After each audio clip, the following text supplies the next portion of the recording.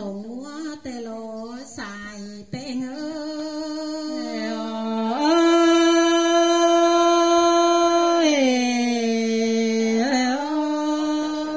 tô mù chúa kế bùm liang mi chăm ta tê nê hà hốt yên cây leo nhang tùm tăng bà mơ ná hùa cô hà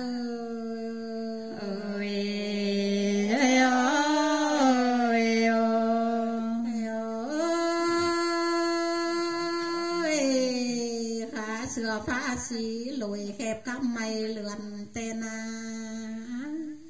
áo trong hườn pan ni chiều lại ngân chi nế hùa cô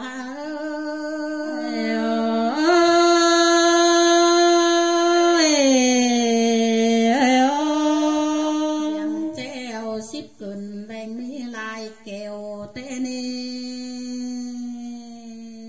sự mất dạng sông chiều ngân say trà tên áp bé người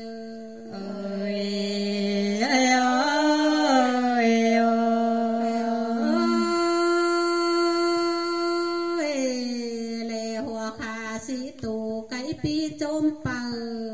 tên đều bố hờ cuốn chờ bé sắp tà nái tê lỗ hoa cô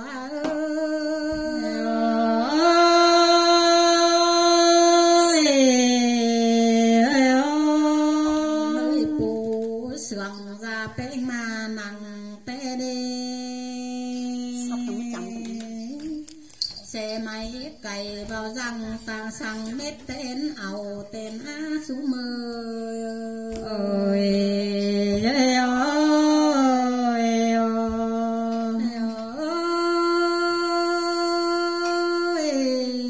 vía hòa máu thứ bày cáo mới phương bàn chi mơ phù du vàn đặc tê chào mết lều ngái tê lỗ hùa cô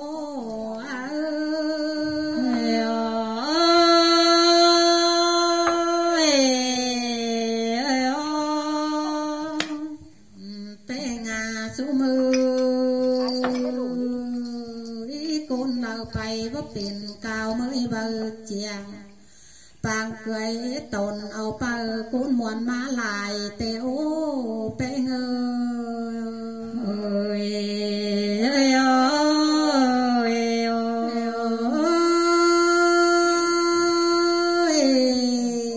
tan hồ côn chớp thầm muôn mừng hồn hầu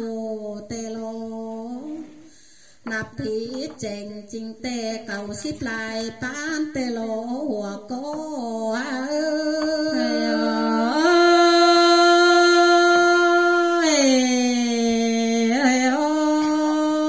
quăng hân khẩu bán đuông hê tình tê nê liềm chính lò chớ bờ khay trương giảm hớn năn ná hùa cô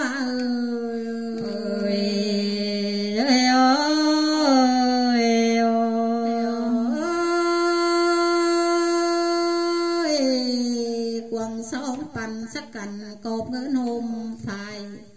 nạp chưa ai chưa nông hờ sữa phá lì tê lô xài bê ngơ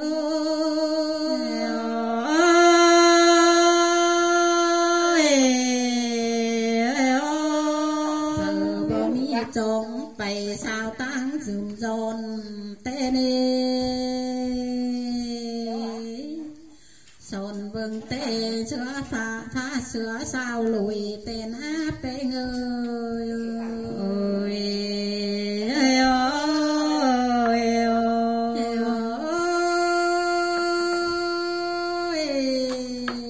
su mới kim thủ thổi lẽ vương lù sâu ngân chôm bờ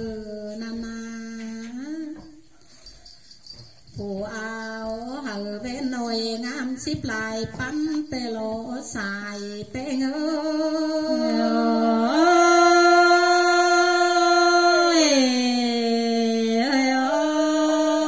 tình con ơn chu ăn hột sao sồng chiều tê nê phụ bầu chèn hào bầu mi mà ý lại tên á bé người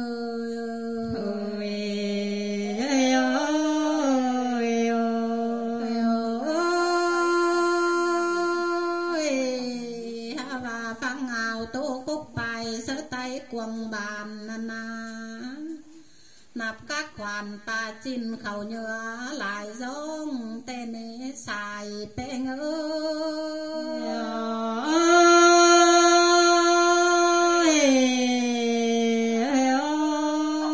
tình ông ơn cả khổ chủ giống lại khoản nê sự mết hà xịp chiều hay lại thống càng sang ná hòa cô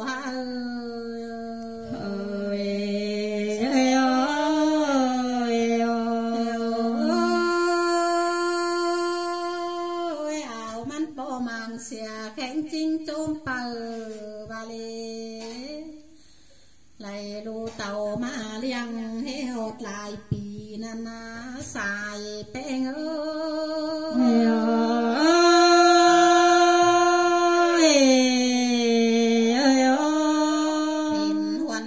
trường cần ô gân xe ai mơ lô cái na pha sữa phải hoài chui pa bò ba gân mộng tên ê hòa cô ha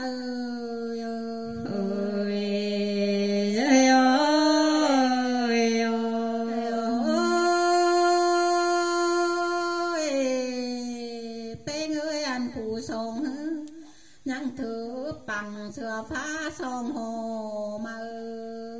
xăm tươm hờ pin phải phén lại vá cơn đế hòa cô